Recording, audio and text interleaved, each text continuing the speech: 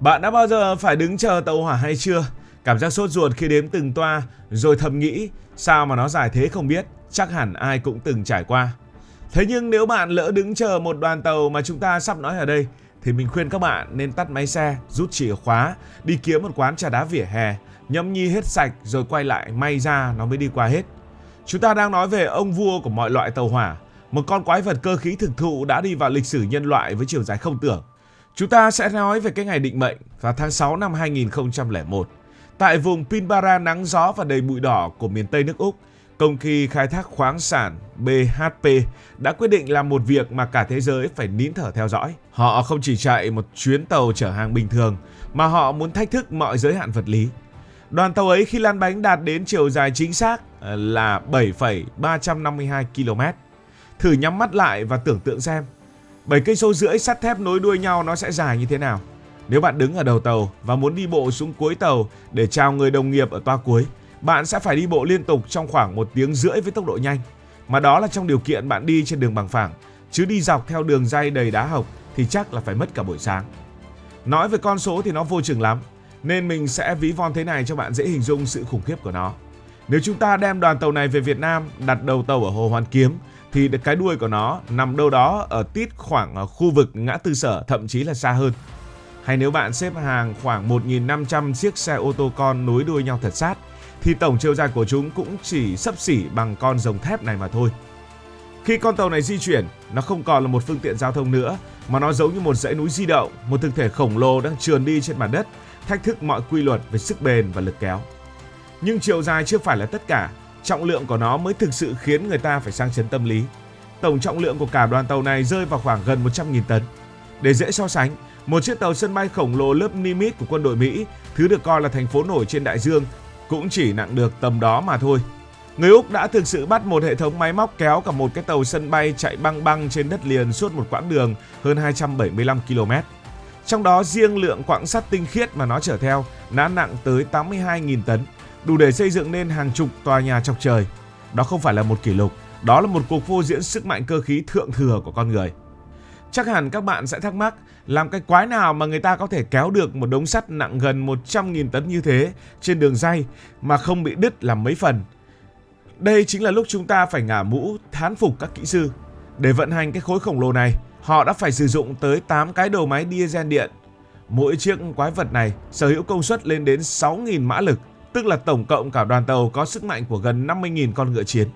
Nhưng vấn đề không phải là cứ cắm đầu và kéo là xong, bởi vì nếu bạn dồn hết cả 8 đầu máy lên phía trước, lực kéo quá lớn sẽ giật đứt các khớp nối toa tàu ngay lập tức, giống như bạn cố dùng một sợi chỉ để kéo một chiếc xe tải. Các kỹ sư phải dùng một chiến thuật cực kỳ thông minh là phân bổ các đầu máy dọc theo chiều dài đoàn tàu. Họ không xếp chúng tụ lại một chỗ mà chia ra. Một nhóm ở đầu để kéo, một nhóm ở giữa để chia lửa và một nhóm ở cuối để đẩy. Cách sắp xếp này giúp lực kéo và lực đẩy được phân bố đều trên suốt 7,3 km, làm giảm áp lực lên các khớp nối giữa tổng cộng 682 toa tàu.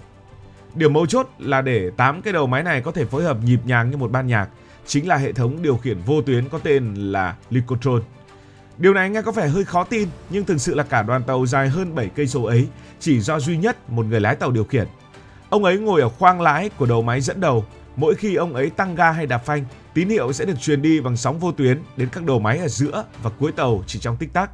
Yêu cầu đặt ra là các đầu máy phải phản ứng đồng thời, vì nếu giả sử một cái đầu máy ở khu vực nào đó lười không chịu chạy thì cả đoàn tàu sẽ bị khựng lại, hoặc tệ hơn nữa là gây ra một vụ tai nạn thảm khốc. Đọc đến đây nhiều bạn sẽ tặc lưỡi.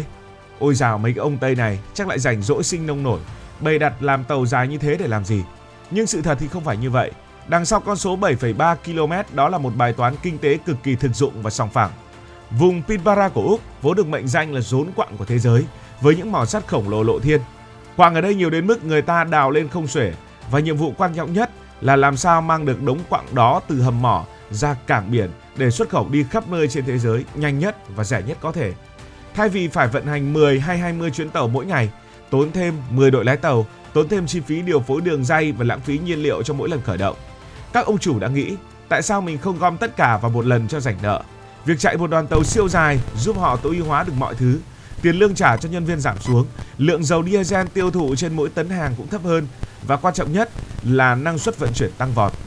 Con tàu này không phải được tạo ra để trưng bày trong bảo tàng, Nó được tạo ra để làm việc, để kiếm tiền và để khẳng định vị thế bá chủ trong ngành khai khoáng của họ.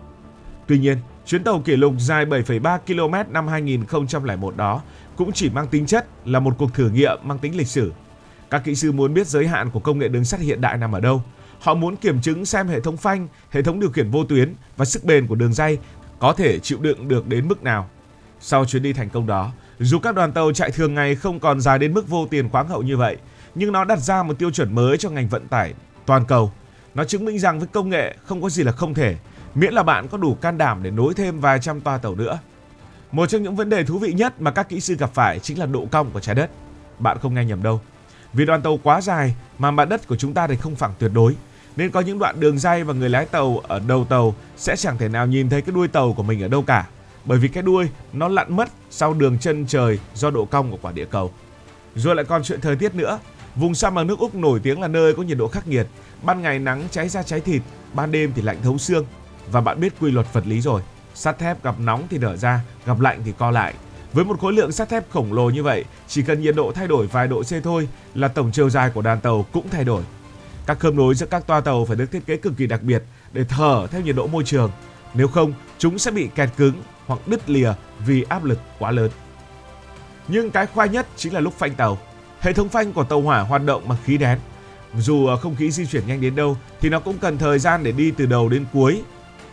Nếu người lái tàu bóp nhanh một phát mà không kịp tính toán, các toa tàu sẽ dừng lại trước, trong khi các toa sau với quán tính hàng chục ngàn tấn vẫn đang lao lên phía trước như một cơn lũ. Kết quả sẽ là một thảm họa kinh hoàng khi các toa tàu dồn đuôi, chồng chéo lên nhau như những quân bài domino bị đổ. Người lái tàu phải là một bậc thầy điều tiết, họ phải phanh một cách từ tốn, nhịp nhàng để đảm bảo cả con quái vật 100.000 tấn ấy dừng lại một cách êm ái nhất có thể. Dù đoàn tàu BHP ở Úc hiện đang giữ ngôi vương về độ dài kỷ lục trong một chuyến đi thử nghiệm, nhưng trên thế giới cũng không thiếu những tay chơi hạng nặng khác luôn trực chờ để soán ngôi. Nếu bạn có dịp đến với Mauritania ở Tây Phi, bạn sẽ được tận mắt chứng kiến những đoàn tàu chở quặng sắt chạy thường xuyên dài tới 3 km. Đây được coi là những đoàn tàu chạy hàng ngày dài nhất thế giới hiện nay.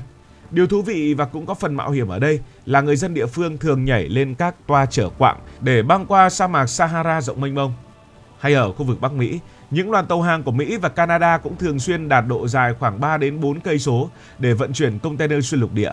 Tuy nhiên để đạt đến con số hơn 7 cây số như huyền thoại của nước Úc thì đó vẫn là một ngưỡng rất khó để vượt qua. Nó đòi hỏi một sự đồng bộ hoàn hảo giữa hạ tầng đường ray siêu bền, hệ thống đầu máy cực mạnh và một quy trình vận hành không cho phép sai sót dù chỉ một ly. Những con tàu này không chỉ đơn thuần là phương tiện, chúng là những huyết mạch của nền kinh tế toàn cầu, mang theo nguyên liệu để xây dựng nên thế giới hiện đại mà chúng ta đang sống. Cảm ơn, nếu thấy hay, hãy nhấn nút like và đăng ký kênh. Hẹn gặp lại trong các video kế tiếp.